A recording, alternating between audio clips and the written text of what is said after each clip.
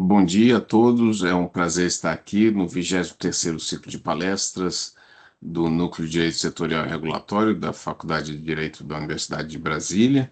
O tema central é inteligência regulatória desse ciclo e nós vamos inaugurar com uma palestra do Dr. Ismael Soares Ferreira sobre o modelo regulatório adotado pelo Ministério da Agricultura no setor de agrotóxicos e a regulação inteligente. O doutor Ismael ele é fiscal estadual agropecuário, médico veterinário desde 2012 na Agência Goiana de Defesa Agropecuária do Estado de Goiás, tendo atuação na área de inspeção e fiscalização de produtos de origem animal e sanidade animal. É bacharel e mestrando em Direito, e faz parte do grupo de pesquisa de Direito Sanitário da Universidade de Brasília. É um prazer tê-lo aqui. Ismael, por favor, a palavra é toda sua. Bom dia, professor Márcio, bom dia a todos. É um grande prazer estar aqui, né? Eu sou da casa, eu me graduei aqui na UNB em Direito e eu sempre acompanhei as palestras do professor Márcio, os ciclos de palestras, desde 2016, e é um grande prazer, né? Quem diria eu estaria agora, né, palestrando aqui. De qualquer forma, o que eu apresentarei hoje aqui é um assunto espinhoso, né? Eu direi. Para alguns muito conflituoso, né, que é o setor de agrotóxicos. Esse setor, em primeiro lugar, é um setor muito difícil de regular, na minha opinião, porque nós temos três agentes reguladores. Nós temos tanto o Ministério da Agricultura, quanto a Anvisa e, além disso, o IBAMA, né? Então, são três agentes reguladores do setor. Então, é um setor, eu diria, difícil, complexo, né? E espinhoso por causa desses conflitos, né? Entre a área da saúde, a área ambiental e a área produtiva agrícola, né? Que é do Ministério. Bom, esse título pode assustar muitos, né? Principalmente os graduandos que estão começando agora, mas eu fiz uma apresentação, né? É bem simples, eu espero, simples, mas densa de conteúdo. E eu espero que eu possa destrinchar esses conceitos e ajudar, né, o pessoal a entender. Então, o título é o Modelo Regulatório adotado pelo Ministério da Agricultura no setor de agrotóxicos e a regulação inteligente.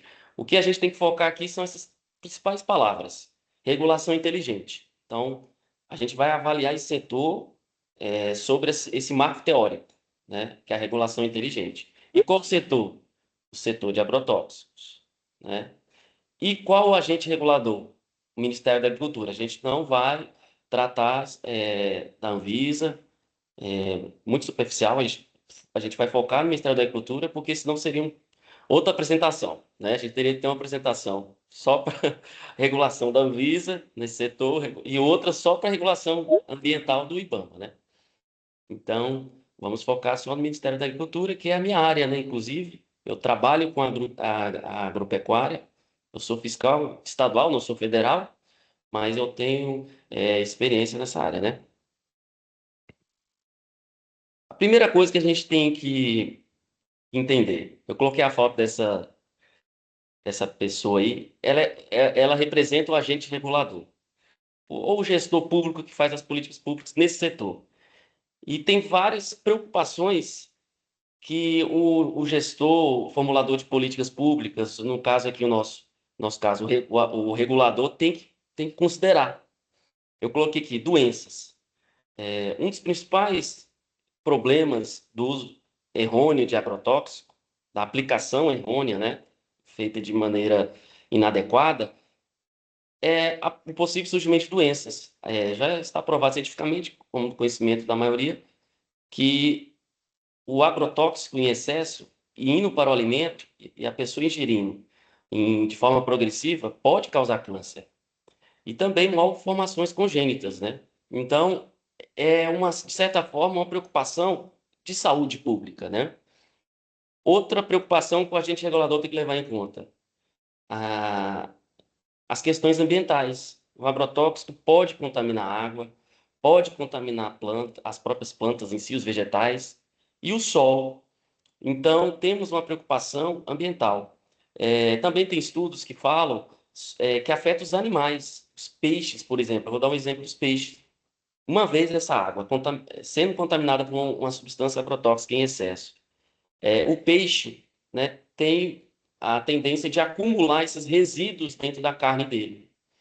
Então, se chama bioacumulação. Aí na cadeia alimentar vem o ser humano, come o peixe e acumula aquele resíduo também. Então, temos a preocupação também, além de ambiental, da questão animal, né? A diminuição do número de organismos vivos também é muito comum a aplicação de agrotóxicos numa área, numa lavoura, e é relatado a diminuição de abelhas. Então, a população de abelhas em volta daquela área que é aplicado, que são aplicados os agrotóxicos, tende a diminuir as abelhas, é uma preocupação também, né? Além de outros organismos vivos, né? Que ainda não tem estudos, né? Mas que com certeza afetam, né, a questão dos organismos vivos, né? E, além disso, a própria resistência das pragas.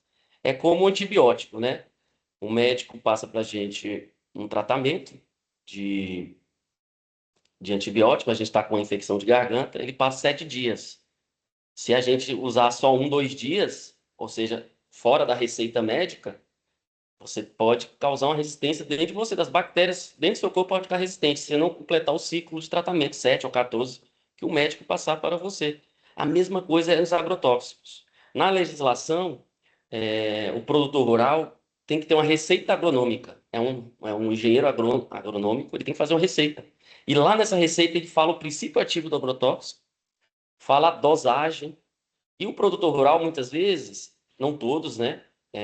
Alguns não seguem essa receita. Então, o uso inadequado dos agrotóxicos pode provocar também um aumento da resistência da própria praga. As plantas também têm pragas que causam doenças nelas. São seres vivos, né? As plantas, que são bactérias, são vírus, são parasitas. As plantas também têm vermes que as parasitam, né? Então, o engenheiro agrônomo é como se fosse um médico, né? Só que da planta, né? Então, se o produtor rural não seguir aquela receita agronômica, pode causar um problema, né? Problema na própria planta. Para vocês entenderem a complexidade do setor agrícola, dessa parte de agrotóxicos, nós também não podemos esquecer da parte produtiva, da parte econômica, porque não é somente a parte sanitária, a parte humana, saúde pública, ou sanitária animal, ou sanitária vegetal. Nós temos problemas do setor econômico em si. Também temos artigos científicos que já comprovam que o uso de agrotóxicos permitiu o aumento da produtividade agrícola. Então, uma das críticas é, se a gente proibisse totalmente os agrotóxicos, será que a gente ia conseguir manter essa produtividade do Brasil no mercado externo? São perguntas a serem consideradas pelo regulador. E tem que ponderar todas essas questões, né, e avaliar abastecimento de alimentos, né? Também é isso, ele tem que considerar que os alimentos precisam chegar aos mercados internos e externos, né? Combate às pragas, como eu falei, também as plantas têm pragas, doenças. Se a gente eliminar totalmente o agrotóxico, será que as pragas irão se proliferar e dizimar as plantações? É uma pergunta uma questão que o regulador tem que pensar, né? E também a garantia da competitividade exportadora de produtos agrícolas. Querendo ou não, o Brasil é um dos maiores exportadores. Gera divisas. O PIB brasileiro depende muito da agricultura. A gente não é um país ainda industrial, então o agente regulador tem que pensar nessas questões, né? E o direito, né? Agora, voltando para o nosso assunto, que é o direito regulatório, nossa palestra do campo do jurídico. O regulador também precisa, então, considerar que a Constituição, especialmente o seu artigo 192, garante o direito a todos e o dever do Estado nessa garantia da saúde a todos. Então, ele tem que ponderar. Eu não vou agora falar que um é mais importante que o outro, porque aqui não é uma palestra de direito constitucional, mas temos que considerar o direito à saúde, porque os agrotóxicos têm sim um efeito deletério na saúde, né? A gente não pode esquecer disso. Também temos o direito a um ambiente sustentável. Todos nós temos na Constituição brasileira direito a ter um ambiente não poluído, não contaminado, né? E temos que considerar isso também. Mas também o direito à livre iniciativa, né? Que querendo ou não, é a parte da Constituição que garante o sistema econômico vigente. Então, temos que respeitar o setor produtivo também, de certa forma, ele ter o direito dele de fazer livres negociações, de negociar tanto fora quanto dentro, né? Claro, considerando os outros direitos, mas é um direito. E o que, que o agente regulador, né, estava lá preocupado, considerando tudo isso, o que ele tem de ferramenta para fazer? Eu coloquei essa imagem aí de engrenagens, que elas estão soltas, elas não estão encaixadas. Então, o agente regulador possui instrumentos regulatórios. Vocês, agora na graduação, estou falando especialmente do pessoal da graduação, porque eu sei que é o público maior daqui, né? E às vezes a gente não entende, né?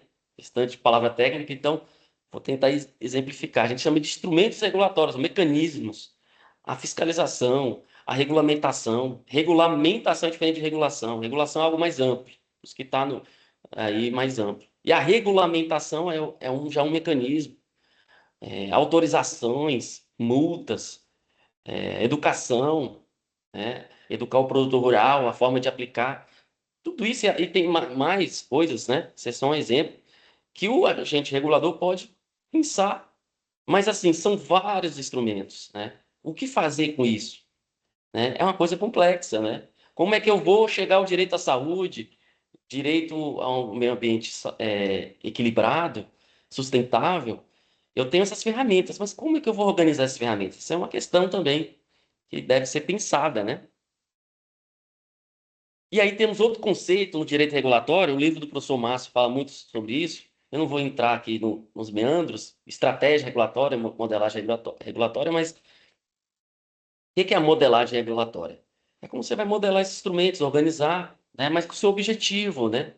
Eu coloquei esse trem representando o setor regulado, que no nosso caso aqui é o agrotóxico.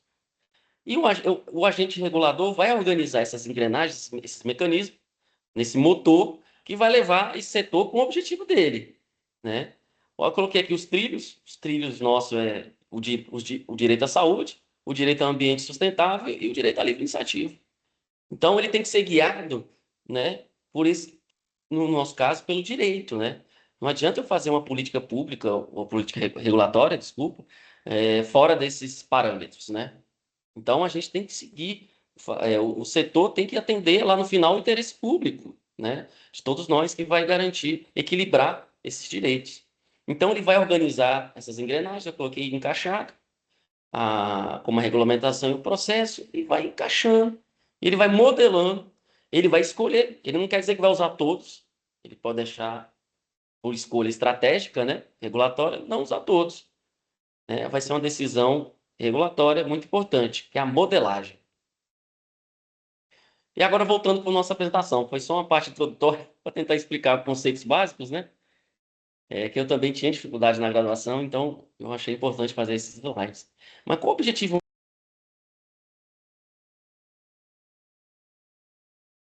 Ismael, você sem querer mutou. Agora está escutando, né, Agora professor? voltou. Pô, você estava falando qual o objetivo? Ah, sim. Então, eu falei essa breve introdução de conceitos básicos, mas qual é o nosso objetivo aqui? Voltemos à apresentação, o objetivo dessa apresentação. Foi um artigo, né, que a gente publicou na revista de Direito Regulatório, e a gente colocou esse objetivo nesse artigo, nessa análise que a gente fez, que é verificar se o desenho regulatório atual, né, ele promove um ambiente sustentável, o direito à saúde e a livre iniciativa. Então, o nosso objetivo aqui é ver essa modelagem como atualmente, né, mas em comparação com os princípios da regulação inteligente, que é o nosso marco teórico. Então, esse é o nosso foco, ver essa modelagem, esse desenho, se a gente consegue, né, analisar atualmente como está o setor de agrotóxicos em relação a esses direitos. Deixa eu ver. Peraí, professor. Deu certo. Então, o que nós vamos ver a partir de agora? A primeira parte vai ser o ambiente regulatório atual. Vamos fazer uma análise situacional. Vamos ver como é que funciona. Então, vou ainda continuar em assuntos básicos. O que é agrotóxico? A gente precisa saber o que é agrotóxico. Tem muita gente que não tem essa vivência. A maioria da população é urbana, né? Então, é natural a gente não conhecer o setor agropecuário, né? Por sermos urbanos, vamos dizer assim. Então, ainda vou fazer uma apresentação, a primeira, sobre como é esse ambiente, quem são os agentes regulados, quem são os agentes reguladores. Depois eu vou falar do marco teórico, que é a regulação inteligente, né, em si, que a gente vai ver sobre esse prisma, o modelo atual. E por último, eu vou comparar se os instrumentos regulatórios atuais, como é que é essa modelagem, com os princípios dessa teoria e chegarmos a uma conclusão. Então, basicamente, são esses três pontos que eu vou apresentar aqui hoje, né, que eu espero que seja inteligível, né, vocês possam entender como é que funciona esse setor muito complexo. Então, comecemos com o primeiro, o ambiente regulatório atual, né? Que setor é esse de agrotóxicos, né? Esse setor, como eu falei, é complexo, né? Mas, assim, antes da a gente analisar, né, a gente precisa entender ele, né? Mas o primeiro momento, o primeiro ponto, o que são os agrotóxicos, né? Aí a gente vê falar tóxico. A palavra tóxico é muito forte, né? A palavra é muito forte. Mas ela traz algum sentido, né? A agrotóxico tóxico, no grego vem de veneno, né? Então a gente entende que é uma coisa venenosa, né? E agro vem da agricultura, né? Só que esse termo, antes da gente avançar, a gente precisa colocar aqui esse termo agrotóxico, porque só do termo agrotóxico temos um ambiente conflituoso. O setor sanitarista defende o uso de agrotóxico. O setor produtivo não usa agrotóxico. Ele usa o termo defensivo agrícola. Eles abominam o termo agrotóxico. No campo jurídico, a gente costuma utilizar agrotóxico porque desde os anos 80, o marco regulatório, a legislação federal, né, e a própria Constituição fala em agrotóxico, né? Interessante é isso que no artigo 220 fala agrotóxico. Então, no meio jurídico, a gente costuma usar, só que o setor produtivo não utiliza esse termo. Por quê? Qual a principal explicação? O setor agrícola, eles desprezam porque eles associam a palavra agrotóxico com perigo, toxicidade.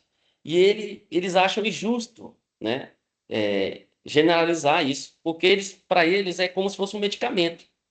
O que separa o veneno, né, de, é, veneno de um medicamento é a dose. Então, para eles, agrotóxico é um medicamento para as plantas. Agora, o que vai se tornar esse agrotóxico venenoso é o uso inadequado fora daqueles parâmetros que tem, né, na agronomia, né? Então, para eles, a função primordial do agrotóxico é garantir a sanidade das plantas e não matar, né, nem a planta e nem as pessoas. Mas, no meio, aí eles defendem defensivo agrícola, usar esse termo, que defende as plantas, né? Só que para nós aqui a gente vai adotar o agrotóxico. Questão não formal, mas eu acho que o termo agrotóxico é, equilibra devidamente tanto o direito à saúde quanto o direito, né, à produção. E interessante dizer que agrotóxico só existe no Brasil. O termo para agrotóxico nos países amplo, todos os países, até de língua espanhola, é pesticida. E na língua inglesa é pesticide, né? Então, é pesticida. Aqui a gente não usa pesticida. Às vezes, questão de nomenclatura, algum outro usa, mas agrotóxico foi cunhado, inclusive, por um engenheiro agrônomo brasileiro. Ele está vivo até hoje, o Adilson Pascoal. Foi ele que inventou e cunhou esse nome em 1977. Então, desde os anos 70 a gente usa agrotóxico, mas só é um termo brasileiro, né? E então, vencida essa parte, nós vamos usar agrotóxicos. A gente vai para o próximo tópico. E quem são os agentes regulados? Quem é regulado? A gente destaca outra complexidade, né, do setor. Nós temos uma ampla variedade de agentes regulados, né? Como eu falei, pesticidas, defensivos agrícolas, a gente vai adotar o agrotóxico, né? A gente falou aqui da lei, da Constituição e as leis que eu trouxe aqui de 80 até a recente lei de 14.785, que fala agrotóxicos. A gente não vai usar pesticida nem defensivo aqui. E quem são os agentes regulados? Já revela uma complexidade. Nós temos grandes empresas produtoras de commodities. Hoje, temos fazendas enormes, que são praticamente agroindústrias, que têm silos, que armazenam os grãos. Então, são grandes empresas, né? Geralmente exportadoras, que têm maquinário altamente produtivo. Se você for numa feira agropecuária, aqui no DF temos anualmente ali no PADEF, na região de Planaltina, lá nessas feiras, se vocês tiverem curiosidade, você pode entrar nesses maquinários. Ali são colheitadeiras, né? Se você entrar dentro da colheitadeira, que custa milhões, só uma, parece uma nave, é tão tecnológico que parece um avião. Ela tem GPS, ela praticamente nem precisa mais do motorista. Você só configura, ela mapeia a área com drone ou com sensores e ela consegue coletar e você só fica conduzindo ela. Tem ar-condicionado, tem tudo. Parece uma nave, parece um avião. E milionário. Então temos grandes empresas altamente tecnológica, né? Mas a complexidade do setor, mas também temos os pequenos agricultores. Temos principalmente a agricultura familiar, que trouxe essa família aí, que produz não grandes commodities, né, como soja, mas produz os vegetais, muitos que a gente come em casa, né, o cheiro verde, o, a alface, né, o pepino, um exemplo, né. De acordo com o último censo, cerca de 70%, censo do IBGE, né, a parte de agricultura. Agora, recente, 70% do feijão mesmo é de agricultura familiar que a gente come. Não é de grandes commodities. Grandes commodities muitas vezes produzem soja que vai para os outros países, né? E para alimentar animais, geralmente. Suínos e aves, que acaba alimentando a gente, né? Que alimenta eles e na cadeia alimenta a gente. Mas também temos esse pequeno produtor, que ele às vezes nem sabe usar agrotóxicos, não tem muito conhecimento, né? E também temos os grandes produtores que também desobedecem, né, dos dois lados, então é muito complexo, né? E outro agente regulado, a gente tem a indústria agroquímica laboratorial, que é muito forte, né? Não vou citar nomes de laboratórios, multinacionais também, que exportam produtos químicos. O Brasil e os Estados Unidos são os maiores produtores de agrotóxicos, né, do mundo, então a gente tem uma indústria forte. Aviação agrícola para pulverizar esses agrotóxicos. Hoje estamos usando drones, né? Pulveriza. Então, é um setor altamente tecnológico também, né? Também temos grandes varejistas no setor. Eu coloquei aqui o exemplo do Carrefour, porque o Carrefour e o atacadista Açaí, apesar de ser atacadista, também vende alimentos, né? E eles têm programas de seleção de produtores. Temos produtores, certificadores de produtos orgânicos também, que orgânicos não usam, não utilizam, né? Agrotóxicos. Então, os produtores que se organizam, né? Então, é um setor muito complexo. E os agentes reguladores? Nós também, igual eu falei no início, nós temos 3 agentes reguladores, né? O Ministério da Agricultura e Pecuária, não é mais abastecimento, o governo retirou o nome, agora é Ministério da Agricultura e Pecuária, mas tem reflexos, né, no abastecimento.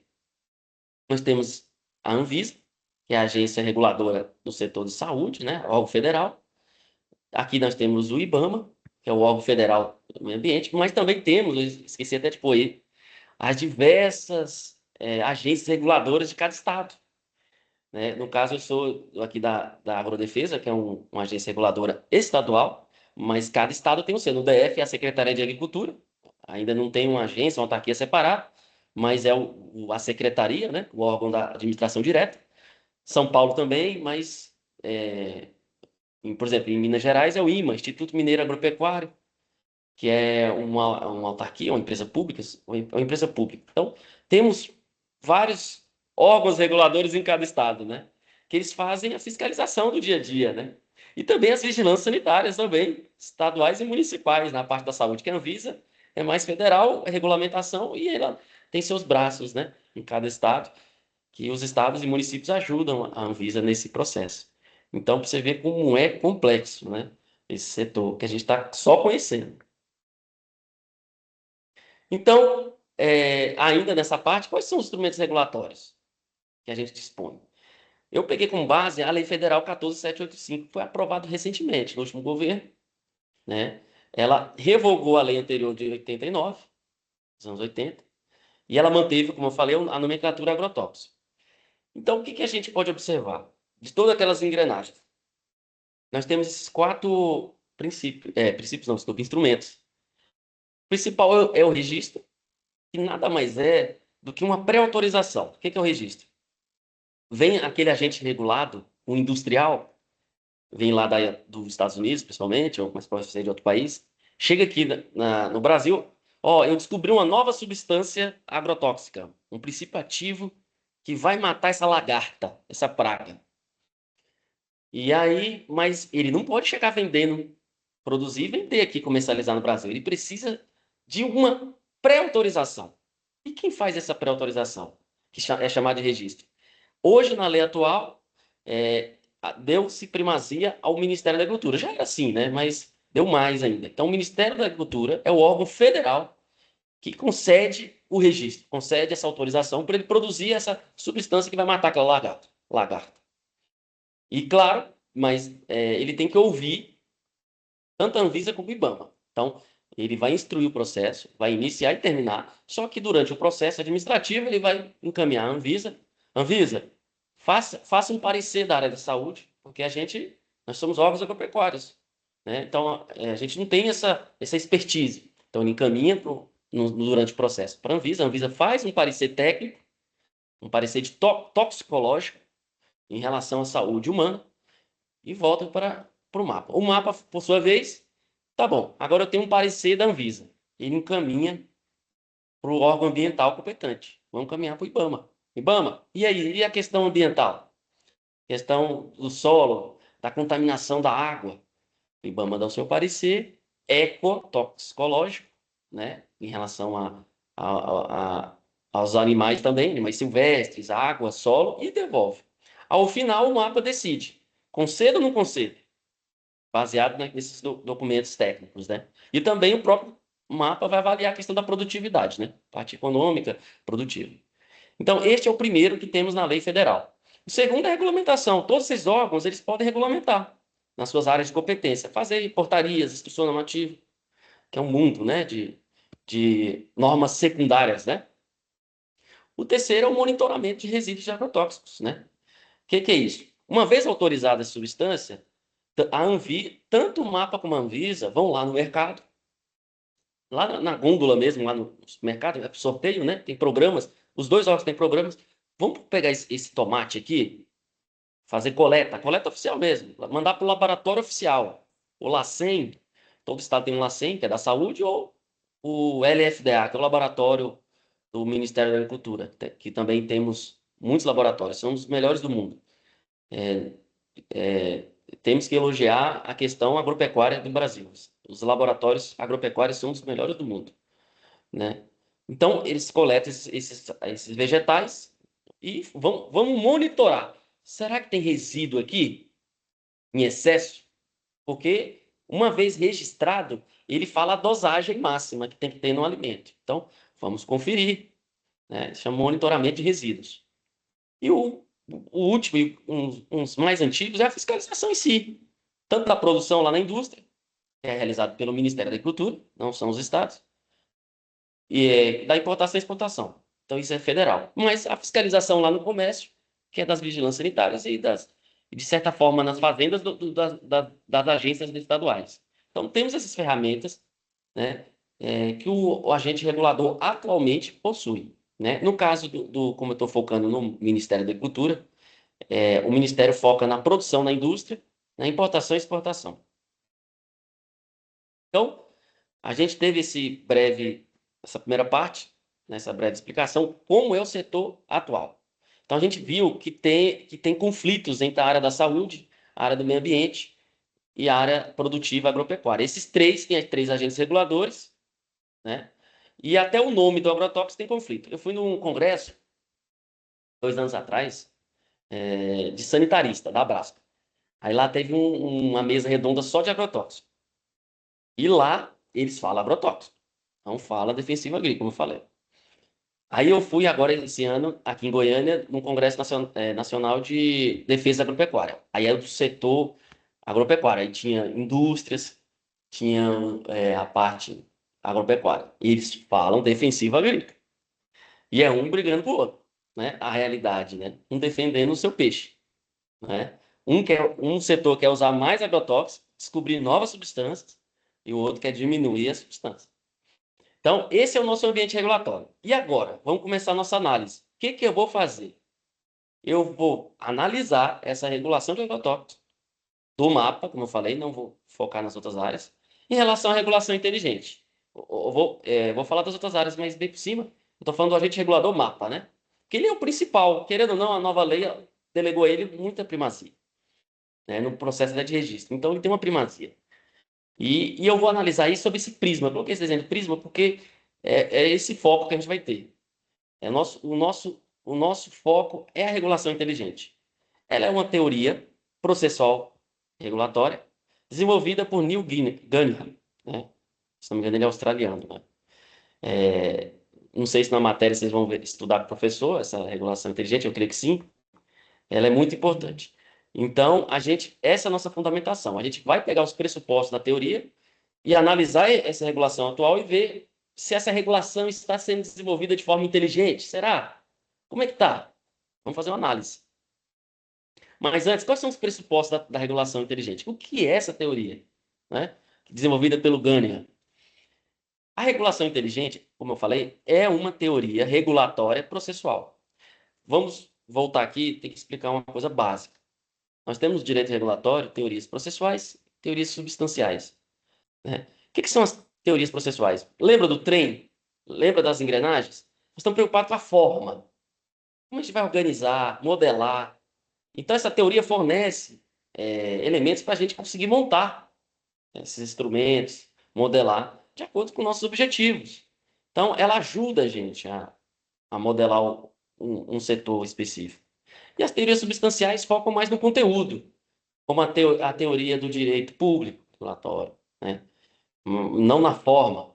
Aqui nós vamos é, focar na parte processual, ou seja, como organizar esses instrumentos. E quais são os pressupostos que Gunningham elencou? Ele elencou 5 pressupostos. Primeiro, o princípio da teoria da regulação inteligente, para sabermos se aquele setor está tendo uma regulação inteligente de fato. Isso aqui vai ser o nosso norte. Primeiro, Gunningham defende que tem que ter uma combinação estratégica de instrumentos complementares. O que isso significa? Você tem que combinar esses instrumentos, lembra? Fiscalização, registro, de uma forma complementar e estratégica. Não é simplesmente escolher todos e eu vou pôr todos os instrumentos para regular o setor. Não. Às vezes você pode começar de forma escalonada. Um instrumento, eu faço um subsídio para atrair os reguladores. Por exemplo, eu posso cortar o imposto para produtor, imposto sobre insumos agropecuários para produtor rural que não usa agrotóxicos. Pode ser um instrumento a ser adotado.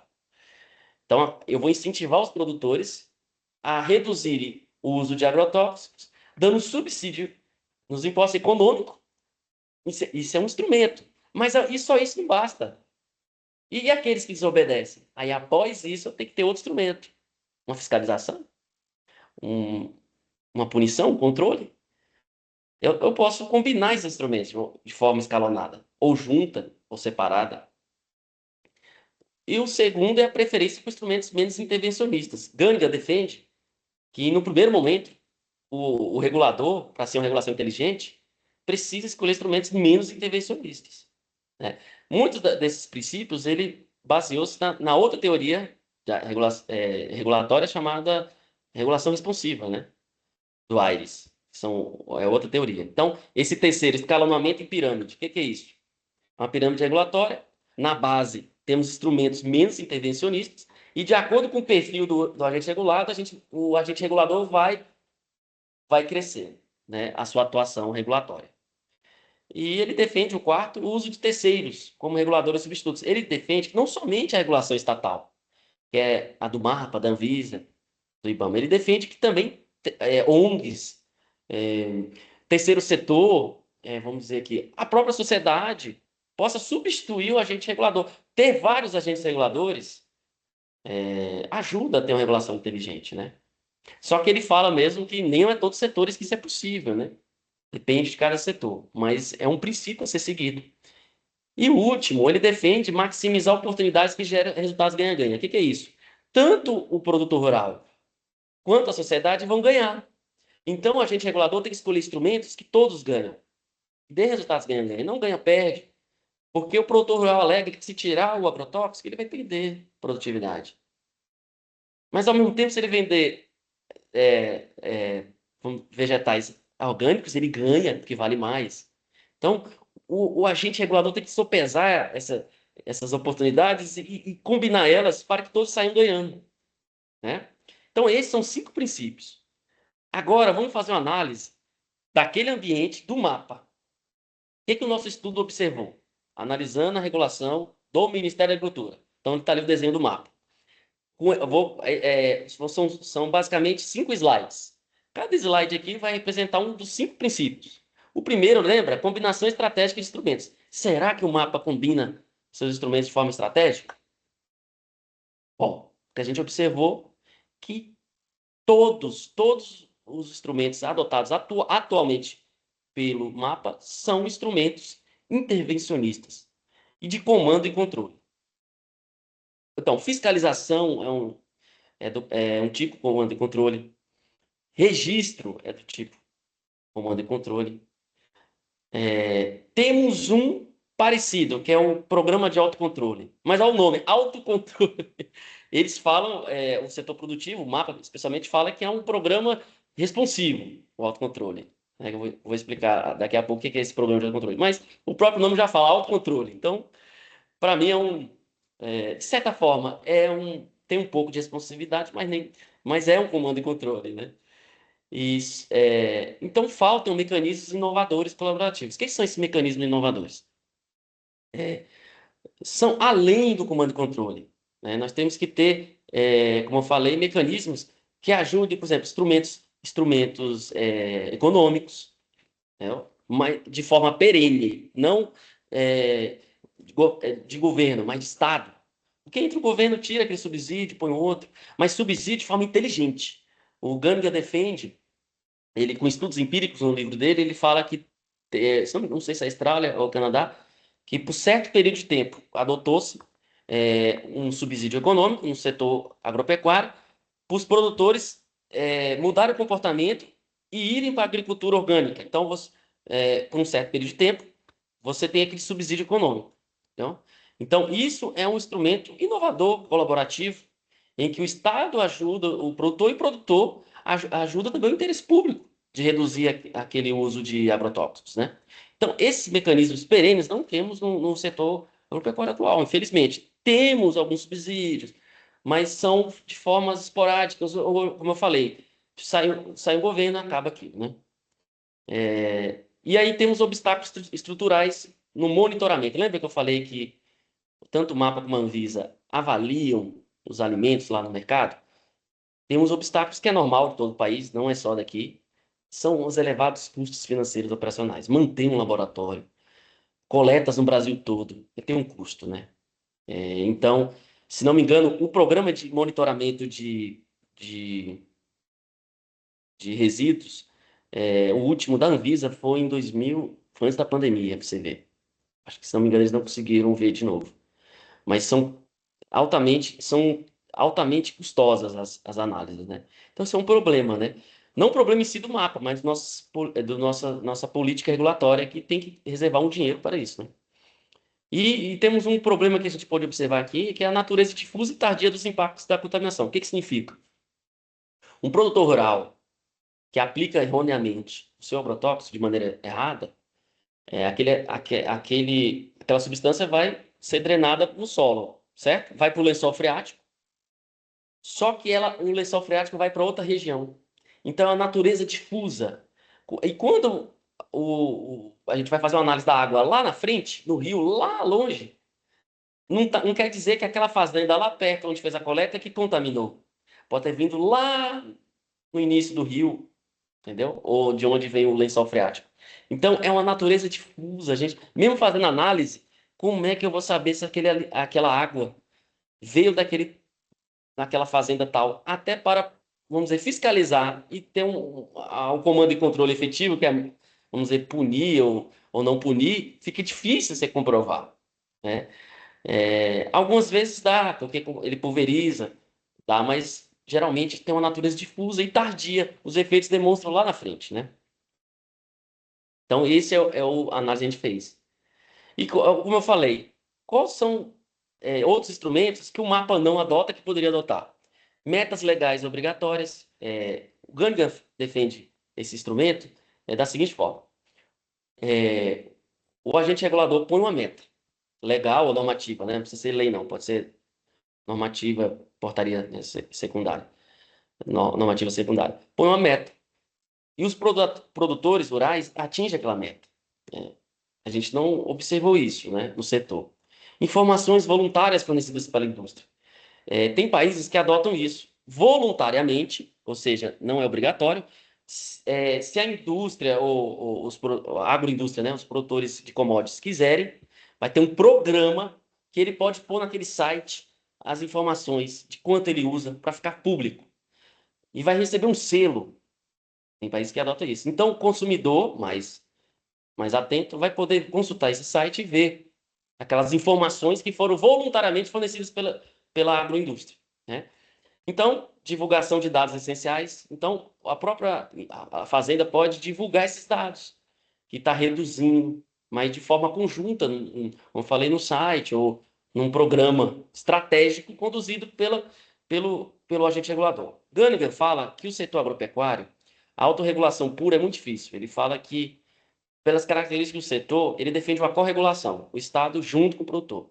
Se deixar somente o produtor adotar essas ferramentas voluntárias, ele não é do interesse dele, então não tende a não serem realizadas. Então ele defende o Estado, corregulação, os dois juntos, dando esse passo inicial, né? Gândiga defende ter outros instrumentos, como a participação de grupos de consumidores. No nosso estudo, a gente não observou grupos de ONGs, de defesa, como a defesa sanitária. O mapa se fecha e decide a política praticamente sem a participação de grupos de interesse da sociedade. Temos um exemplo aqui, meu artigo foi publicado no início do ano e agora que saiu o programa nacional, né? Mas para você ver, foi feito pela comissão lá da presidência, o Programa Nacional de Controle de Agrotóxicos. Não foi feito pelo mapa, foi feito pela uma comissão da vice-presidência da presidência da República.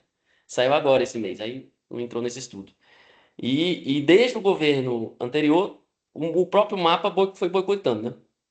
Esse programa. Mas ele foi publicado agora, recente, acho que mês passado. Mas é um exemplo, né, que o mapa não houve grupos de consumidores, grupos sanitaristas, de ambientalistas, entendeu? E Gândiga defende esses mecanismos econômicos variados que eu falei, subsídio, tem diversos outros, né? Então, esses instrumentos a gente não viu essa combinação no mapa, né? Agora, o segundo pressuposto. Não sei se vocês lembram, era o uso de instrumentos menos intervencionistas. Gândiga defende começar com instrumentos menos intervencionistas. Mas o que a gente observou no mapa é que ele usa já de logo, o primeiro instrumento é intervencionista. Mas o Gunningham, ele mesmo relativiza a sua teoria nesse ponto, porque ele fala que diante de riscos ambientais ou de saúde graves, a gente tem que ser mais intervencionistas, que é o caso dos agrotóxicos. Como é uma substância que pode causar danos graves, o Gunningham fala, não, nesse ponto a gente tem que flexibilizar o meu próprio pressuposto. E isso acontece. Então o registro, querendo ou não, é o núcleo central da regulação e nesse ponto o mapa é o principal agente regulador que controla. Aí temos críticas, né? Tanto os ambientalistas quanto da cadeia produtiva. Os ambientalistas falam que a gente tem muito agrotóxico. Só que por que a Anvisa liberou? Se ela dá o parecer? Realmente. O mapa não pode liberar até antes da antiga lei, sem autorização. Então, teve uma análise técnica da parte sanitária e da parte ambiental. E por que foi liberado? Porque temos diversos agrotóxicos que são banidos nos países que têm, mas a crítica que se faz é isso. E por que os outros órgãos que têm participaram do processo liberaram? Né? É uma questão a dizer. Mas, nesse ponto, o mapa, ele é o agente principal do registro. Né? Então, não tem como adotar um instrumento menos intervencionista nessa etapa. Não tem como, né? Apesar de as críticas que o processo de registro tem falhas, mas, assim, não tem como tirar esse instrumento. Esse instrumento tem que ser o primeiro mesmo, para ser como fosse um muro, né? Não tem como ser menos que isso. Aqui ficou repetido. E o terceiro e quarto pressuposto, que é da teoria responsiva, né? Basicamente. O Gunningham pegou esses pressupostos da teoria responsiva, né? Que é outra teoria. Mas ele fez um adendo. Ele defende aquela pirâmide não única. É uma pirâmide de enforcement tridimensional, um tetraedro, né? Ou seja, em vez de ser uma pirâmide única, é uma pirâmide de três faces. A primeira face é porque ele defende outros reguladores. Entendeu? A primeira face é a regulação do Estado, a estatal. A segunda, a autorregulação, que é do próprio agente regulado.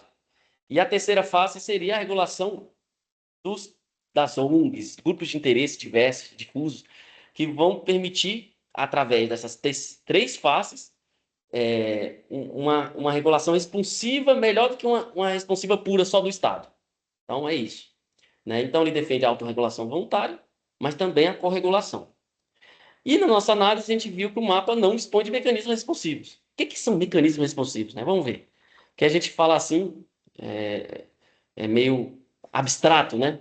Aqui tem um exemplo de uma pirâmide responsiva. É um exemplo, gente. Ali está falando fiscalização, mas pode ser qualquer instrumento, hein? Então, nós temos a pirâmide. Na base, a gente começa, lembra, de forma menos intensiva, de acordo com o lado esquerdo, que é o comportamento. Ou seja, se o agente se comporta da maneira certa, o Estado precisa agir de maneira menos intervencionista. Só que de acordo com o comportamento dele, se ele começar a não cooperar, a gente vai escalando, subindo a pirâmide. Então, vamos adotando outros instrumentos mais fortes, medidas coercitivas mais fortes. Então, assim, dessa maneira, a gente ajustando a regulação ao comportamento do agente, a gente trata cada um de acordo com a sua ação, o seu comportamento. Não multar. Ah, só vamos adotar agora a fiscalização para todo mundo, multa para todo mundo. Não. Tem que ter outros instrumentos de cooperação, entendeu? Porque assim a gente valoriza aquele agente regulado que se comporta de maneira cooperativa, né? Então, basicamente, isso aqui é um, um resumo da teoria responsiva. Só que o Gânio vai além, ele fala que tem que ter três faces. Então, o Estado vai comandar um lado dessa tridimensionalidade. O próprio agente regulado e o terceiro. E a terceira face, as ONGs, grupos de interesse, associações, Abrasco, por exemplo, nós temos no Brasil, não sei. E mais o agente regulador, ele tem que permitir criar um ambiente, né? Um ambiente regulatório para que essas faces se construam. E aí a gente observou que isso aqui, o mapa não tem institucionalizado de forma perene essa responsabilidade, não tem. E o último pressuposto, incentivos de ganha-ganha, né?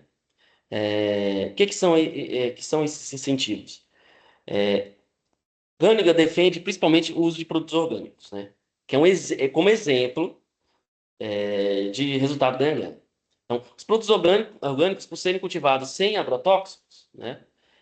Geralmente alcançam preços mais elevados no mercado, que pode incentivar a adesão de produtores rurais nesse nicho. Claro que é um nicho, não tem como ser tudo, mas se tiver um instrumento regulatório institucionalizado, não temos, mas tiver que favoreça, que tragam os produtores rurais de forma institucionalizada a produção orgânica, vamos ter um resultado de ganha-ganha. Por quê? O produtor ganha e, ao mesmo tempo, a sociedade ganha com a redução. Né? Então, isso é um exemplo de incentivo. O mapa tem algumas reuniões, mas não é de forma perene, de forma, lembra, inteligente, tem que ser institucionalizada, combinada. Então, nossa conclusão nesse quesito é que ele não dispõe de medidas, mecanismos institucionalizados e perenes, né, para fomentar essa transição para uma produção orgânica, né? Aí deu exemplo aqui, pode usar programas de certificação. Quando você vai no mercado, você vê aqueles certificados, mas são organizações privadas. O Estado pode ajudar essas empresas certificadoras. Tem um certificado de produto orgânico, né? Criar parcerias, né? Então, quais são nossas conclusões? Que já está terminando aqui a apresentação. É que o modelo regulatório atual não é inteligente, né? Passando ao crivo dos pressupostos que a gente viu, não é inteligente. Há uma prevalência de instrumentos de comando e controle, e a regulação defende outros instrumentos, o marco teórico do Dunningham, né, para ter uma regulação verdadeiramente inteligente, e que não é o nosso caso. Não há uma combinação estratégica desses instrumentos de forma complementar, um complementar o outro. Não há participação de atores não estatais de forma perene, institucionalizada, no Ministério da Agricultura. Muitas vezes eles têm que ir para outros órgãos para conseguir. Falta esse escalonamento regulatório de acordo com o comportamento que a gente falou na pirâmide. Outra conclusão é que a ausência de uma estratégia clara para a agricultura orgânica, a gente viu agora. E a última conclusão, que também que eu quero deixar claro, que eu não vi tudo do setor, porque o nosso foco foi bem delimitado, porque foi um artigo bem delimitado e é complexo. E, então, a gente precisa fazer uma análise complexa, né? E isso aqui não termina por aqui, né? Por isso que temos aqui na graduação alunos que podem continuar em outras áreas também. E é isso, professor. É só isso que eu tenho a falar. Espero ter ajudado os alunos aí a entender uma teoria regulatória muito complexa também. Mas obrigado, professor. Eu que Terminei aqui. agradeço, Ismael, foi excelente. Se puder, então, retirar a, a compartilhamento, isso, aí podemos ver o melhor. Pois é, eu achei super interessante a sua colocação, enquanto as pessoas se habilitam a perguntar. Quem quiser fazer perguntas, por favor, levante a mão, que daí nós vamos seguindo a sequência das perguntas. Mas enquanto se habilitam, eu tenho uma. É impressionante essa sua colocação sobre o percentual de agricultura familiar para produção de feijão, né? E 70%. alguns 70%. É, e normalmente isso é visto pela sociedade de uma forma muito idílica, né? De que, olha, as coisas estão muito boas. Eu me lembro do meu avô, no final da vida, resolveu plantar na, na, na, em casa, né? O seu produtos para consumo próprio, e ele falava para mim que tudo era orgânico. Aí eu fiquei feliz, né? E quando eu ia comer lá, eu comia as frutas e tal. Aí um dia eu olhei, fui lá com ele na plantação, aí vi aquele quantidade enorme de pesticida, né, do canto. Aí falando, mas o senhor usa isso aqui? Sim, uso. Uso bastante. Ele enchia, né? Ficava branca a plantação. Aí eu, mas você não disse que era orgânica? Sim, é orgânico. Mas por que que usa o pesticida então? Porque senão não cresce, ué. Então, Não é era orgânico. aquela coisa assim de que, às vezes, né, nós temos uma visão muito, né, idealizada, né, de como que é o plantio, né, familiar, né? É, E é muito mais fácil controlar uma grande empresa do que controlar um também. pequeno produtor. E daí, nessa a sua visão, né? Eu lembro que o Cunningham, quando ele fez estudos sobre emissão de poluentes de frotas de caminhões nos Estados Unidos, ele chegou à conclusão de que as medidas que eram de incentivos de naming and shaming, que era essas medidas em que coloca-se o nome da empresa numa lista de maus poluidores e né, e bom comportamento, ela funcionava para grandes empresas, grandes frotas, mas não tinha feito nenhum para as pequenas, né? E justamente uma das conclusões do estudo dele é de que os mecanismos regulatórios tinham que ser distintos para cada um dos perfis, né? E como é que você vê isso no setor de produção de agricultura familiar e grandes empresas? Porque eu entendo que colocar o nome de uma grande empresa produtora de soja brasileira vai fatalmente impactar o seu mercado internacional. Então, obviamente, ela vai se esforçar em tentar não ingressar numa lista de mal de de mau uso de agrotóxicos, né? Mas e o pequeno, né? Como é que se vai fazer essa diferenciação? Justamente. Eu penso, assim, parecido com o Gânia. Se o pessoal tem a mania mesmo de idealizar. A agricultura familiar é um dado do Censo Agropecuário. Agora, 2017, 70% do feijão que a gente consome é de agricultura familiar. Mas não significa que é agricultura familiar que não tem agrotóxico. É igual o senhor falou. Tem agrotóxico. Aí o pessoal idealiza, tem setores da sociedade que idealizam, que por ser da agricultura familiar, em pequenas propriedades, não se usa agrotóxico, mas se usa. É cultural, questão cultural, né? E assim, os mecanismos do Gânima, de, de mecanismos de divulgação, eu também creio que para pequenos produtores não funcionam. São estratégias diferentes. Então, o mapa deve adotar uma estratégia para os grandes produtores e para os pequenos produtores. E olha lá, ainda por região. E tem culturas, né? Uhum. Tem culturas diferentes, né? Então, é, eu creio que esse mecanismo de para pequenos produtores não funciona. Para pequeno produtor, um mecanismo muito importante é a educação. Infelizmente, é a educação sanitária, é a educação. A gente parece uma coisa clichê, educação resolve tudo, não. Mas literalmente, para mudar a cultura, a gente precisa de um mecanismo de educação. É porque certificação, só vai querer um certificado orgânico, realmente é o grande produtor. Pode ser que fazer cooperativas, eu vejo isso, cooperativas e o Estado ajudar, porque, cara, né, ter certificador, você tem que ter pessoas capacitadas para visitar os pequenos produtores para certificar aquela produção, para certificar que ela é orgânica. Isso custa. Então, pode ser um mecanismo também o Estado ajudar cooperativas ou empresas certificadoras de forma subsidiada para atrair os pequenos à agricultura orgânica, né?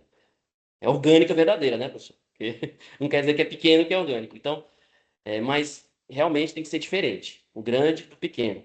E esses mecanismos de divulgação de dados funcionam perfeitamente para grandes empresas. E elas querem isso.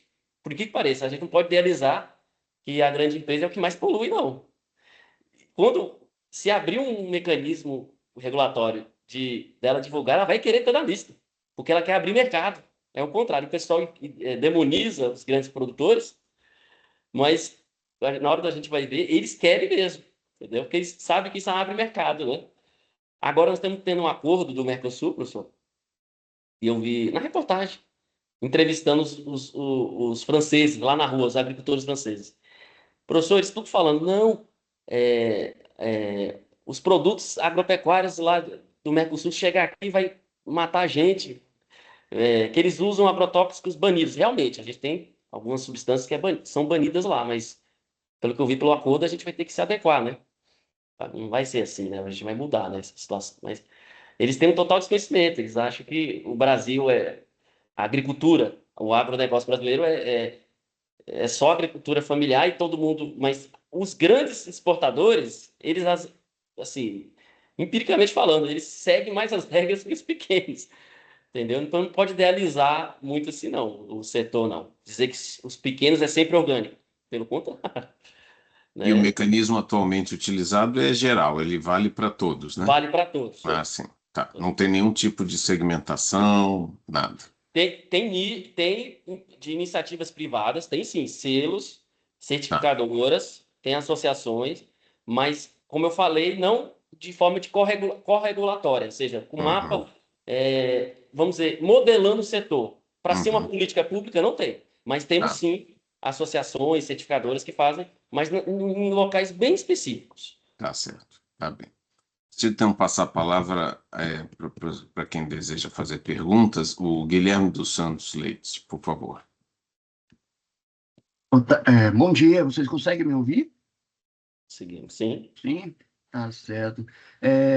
Bom dia a todos, bom dia, professor, bom dia, Ismael. Eu agradeço, inclusive, pela palestra, muito enriquecedora.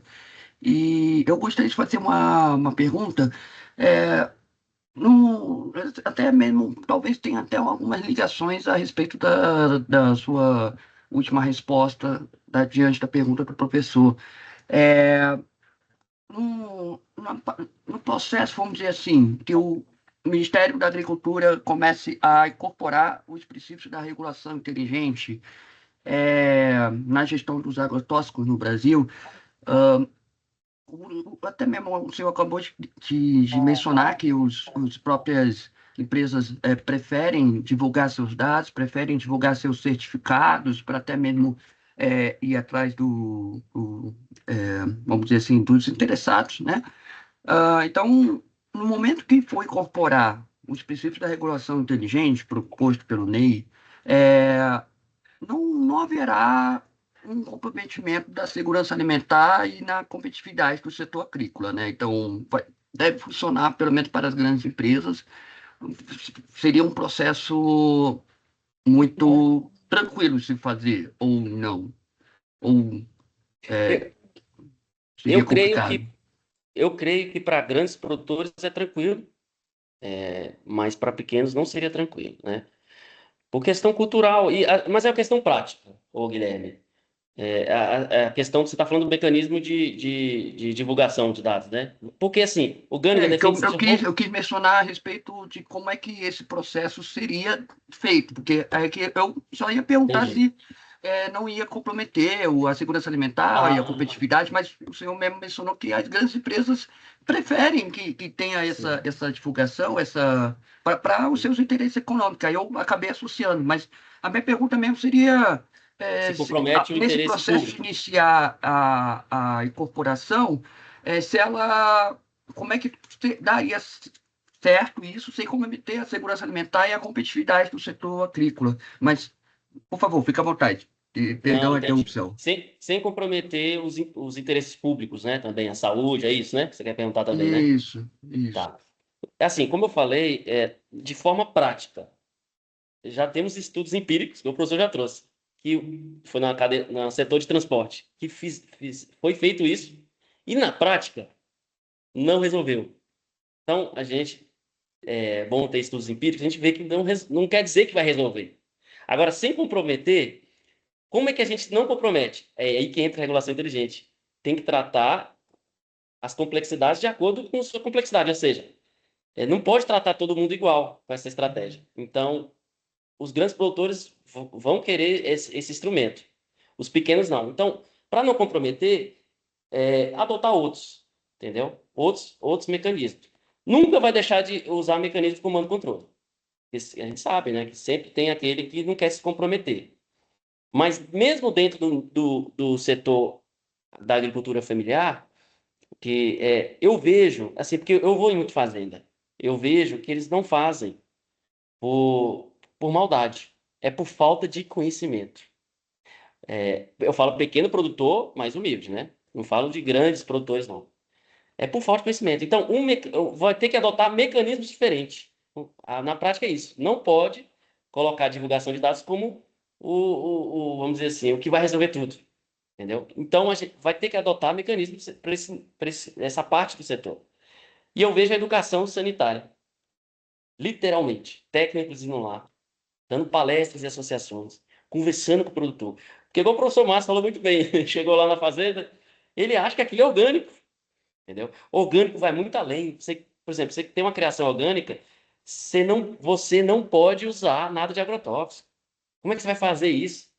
Claro, aí vai começar a vir praga. Tem que utilizar bioinsumos. O adubo tem que ser diferente, não pode ser qualquer adubo, porque pode trazer praga no adubo, né? Então, assim, tem que ter uma assistência técnica. E aí que tá. Quem vai financiar? A gente sabe que na prática, a agricultura familiar hoje não temos um financiamento público para ajudar nessa fase educativa, entendeu? Então, eu vejo o mecanismo de educação sanitária como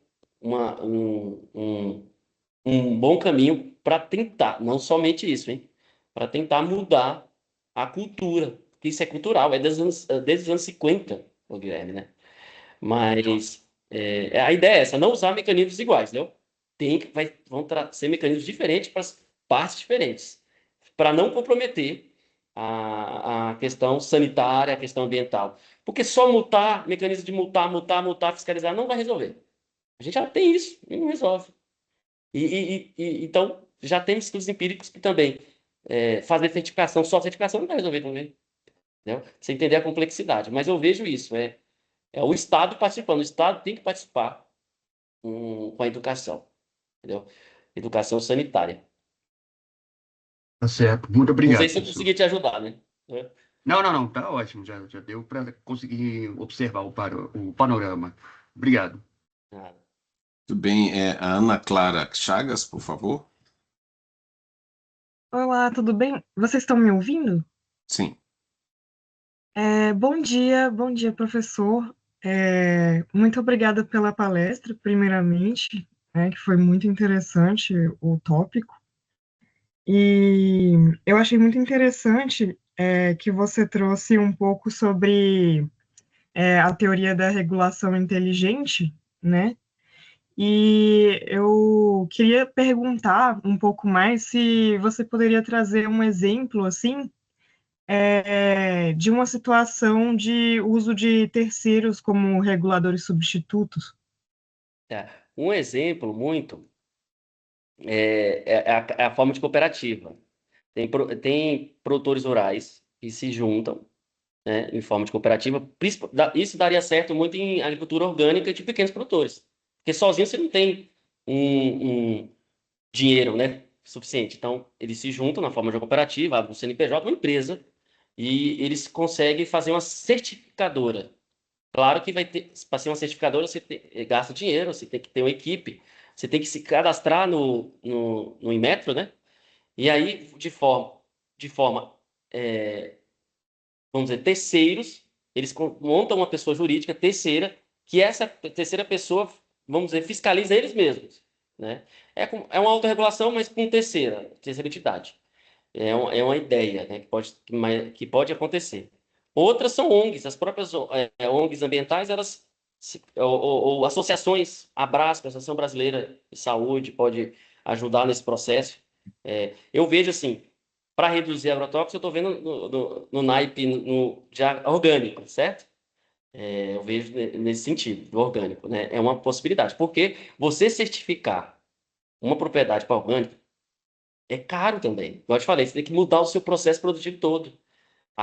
Desde a forma de plantar, de adubar, de tratar o solo. Então, sem a ajuda desse terceiro, o produtor rural sozinho não vai conseguir. Pequeno produtor.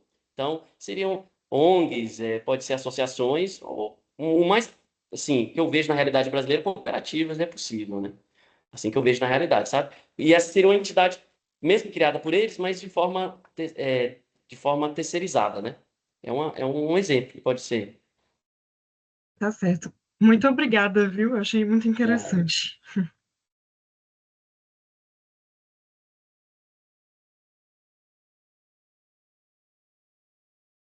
será que caiu? Desculpe, eu tava multado.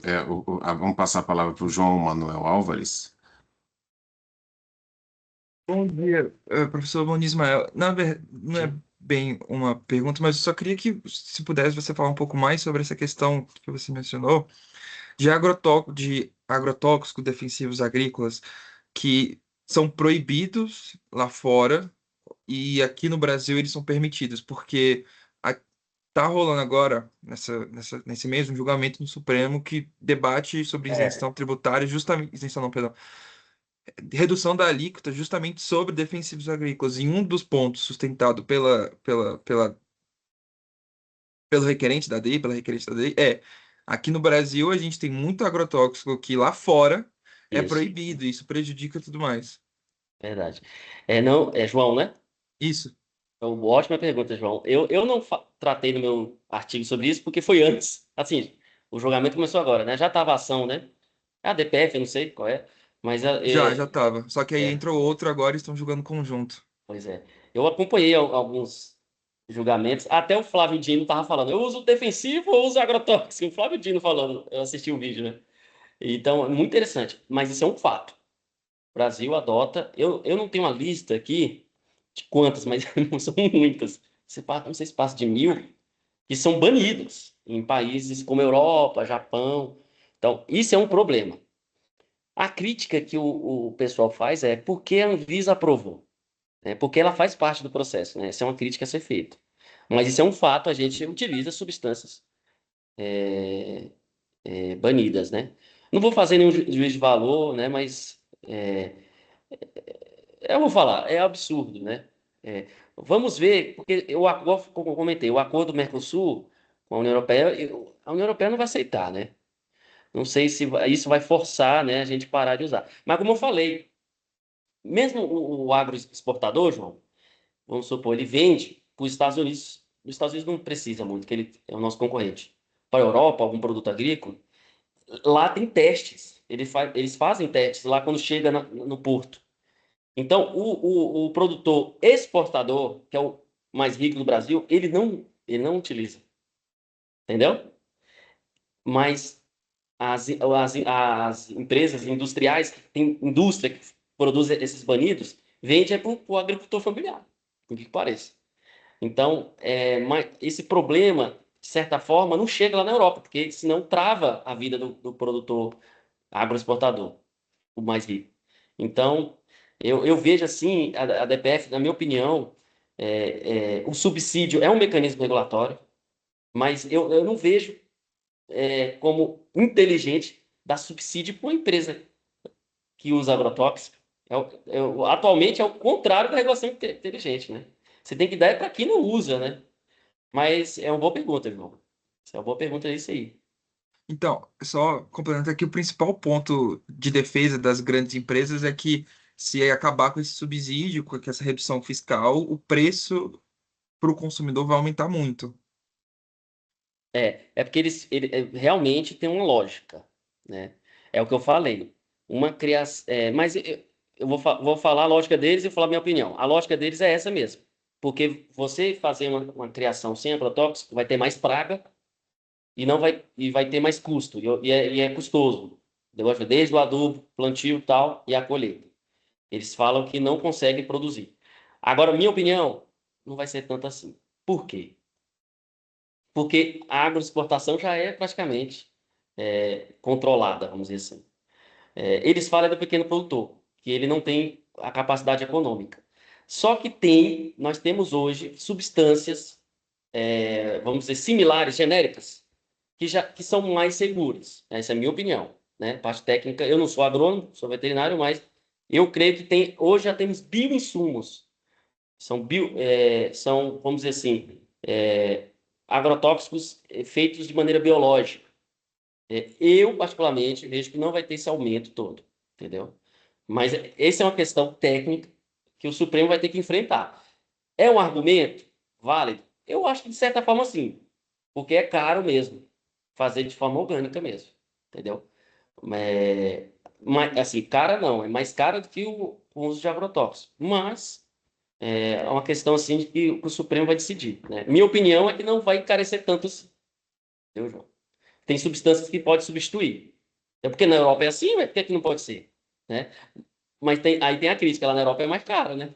Aí eles falam isso, mas lá o alimento é mais caro. Aí é uma questão econômica complexa, né? Vai entrar a parte da economia, né? Não sei se eu consegui te ajudar na resposta, porque realmente é difícil, né, João? São interesses conflitantes, né? Conseguiu sim, muito obrigado. De nada. Agora é o Tiago de Lima, por favor. Bom dia. Muito obrigado pela sua palestra, foi interessante. E a minha dúvida é mais técnica. Lá no início da palestra, o senhor estava falando sobre modelo regulatório e mencionou justamente sobre essas nomenclaturas, o agrotóxico, Aí tem defensivo. lá defensivo e tem o pesticida, né? Eu queria saber por que que o Brasil, o nome agrotóxico foi encunhado exatamente por um engenheiro agrônomo, né? Eu queria saber por que Isso. que ele escolheu usar esse nome agrotóxico e não pesticida, como usa lá fora, e também por que que não foi defensivo agrícola, como agora as produtoras gostam de utilizar, né? Eu vejo uma questão mais ideológica que técnica, Thiago. É ideológico. Entendeu? Ó, pra você ver, mas pra você ver, quando o Pascoal, ele foi em 77 que ele escreveu o livro dele. Esqueci deixa eu ver o título do livro dele, eu não li. O título foi, deixa eu ver aqui rapidinho. Pode até comprar na internet, é muito interessante. É, Pragas, agrotóxicos e a crise ambiental. Problemas e soluções. Ela é de 77, Thiago. Então, e ele é um técnico, né, Thiago? Ele é um técnico, ele é um agrônomo. Ele conhece da área. E ele fez uma análise técnica e disse que os produtores, já nos anos, assim, só para você entender o setor, antes dos anos 50, não tinha, sempre teve latifúndio, né, aqui no Brasil. Mas a produção era em monoculturas, até hoje, de certa forma é, tipo, só planto cana-de-açúcar, só planto milho. Sempre teve também os pequenos produtores, teve os latifúndios. Só que antes dos anos 50, Thiago, a agricultura não era mecanizada no Brasil. Aí começou a industrialização, aí o Pascoal fala mais ou menos assim, né? Começou a ter maquinário, trator, tivemos uma mudança demográfica, a população começou a sair do campo para a cidade, encher as cidades, aí então começou a reduzir a população rural, então precisou mesmo de mecanização, de tratores, de arados, de equipamentos e tal. E a gente começou a adotar também os agrotóxicos. Então, é um problema antigo. Então, assim, eu vejo que tecnicamente, da parte agronômica, pelo Pascoal, seria agrotóxico. Só que, até os anos 80, inclusive a lei federal antiga de 89, é agrotóxico. Os produtores são agrotóxicos. Quando foi de 2000 para cá, começaram a mudar. E essa mudança, para mim, não é técnica. Para mim, é ideológica. É o produtor rural querendo fazer, de certa forma, o marketing para tirar esse para eles é termo pejorativo, para esconder a toxicidade e dizer que é defensivo agrícola. Então, a minha explicação para você é essa. Foi cunhado na época de forma técnica, foi adotado de forma técnica tanto pela agronomia quanto pela legislação dos anos 80 e anos 90. Quando chegou nos 2000 para cá, o setor, principalmente agroexportador, começou a mudar, querer fazer marketing e mudar esse tema. Então, é escolha ideológica, na minha opinião. Aham, eu achei interessante que no título do livro que você falou, ele coloca praga no início e depois ele fala agrotóxico. Mas, por exemplo, pesticida, ele vem do peste, que significa praga, então poderia ser pesticida também, né? Poderia, poderia ser pesticida. Todos os países usam pesticida, né? É porque é a questão técnica também. Eu não sou agrônomo, mas eu lembro disso. Eles falam que praga remete a parasitas, mais, para eles, né? E eles falam que as plantas sofrem também com bactérias, vírus. Então, eles falam que no Brasil, tecnicamente, eles não gostam de adotar o termo pesticida, porque na nomenclatura da agronomia, a planta tem vários problemas sem ser as pragas, entendeu? Aqui no Brasil, praga tem um sentido que é inseto, lagarta, entendeu? Aí, melhor, eles não gostam de usar muito pesticida, entendeu? Queria ser mais geral, né? É, mais geral, isso. Aham, entendi. Pegar Muito obrigado, professor. micro-organismos. Muito bem, é o Fernando Luiz Teles, por favor. Olá, bom dia. Vocês me ouvem bem? Sim. Bem. Primeiro, obrigado, né, Simão, pela palestra, muito boa, interessante. Teve um ponto que você falou que eu lembrei de uma conversa que eu tive com um amigo que trabalha na Agência de Defesa Agropecuária do Maranhão. Seria correspondente do estado do Maranhão, né? E ele comentou uma vez comigo que no sul do Maranhão ali, que tá tendo uma expansão de fronteira agrícola ali, do Mato Piba e tal, eles estão tendo ainda muito problema com agrotóxico, com defensivo agrícola, enfim, como queira chamar. E aí, inicialmente, chegou até a hipótese de que havia muito produto falsificado, e teve até a atuação de Polícia Federal, Polícia Civil lá na região e tal. E no fim das contas, a conclusão foi de que o maior problema não era o ilícito, era o mau uso mesmo. Mau uso. Ele disse que era muito agricultor, que é como você falou, agricultor familiar, a gente tende a pensar pelo termo que é uma coisa, um negócio pequeno que vai fazer um produto orgânico, né? E não necessariamente é isso.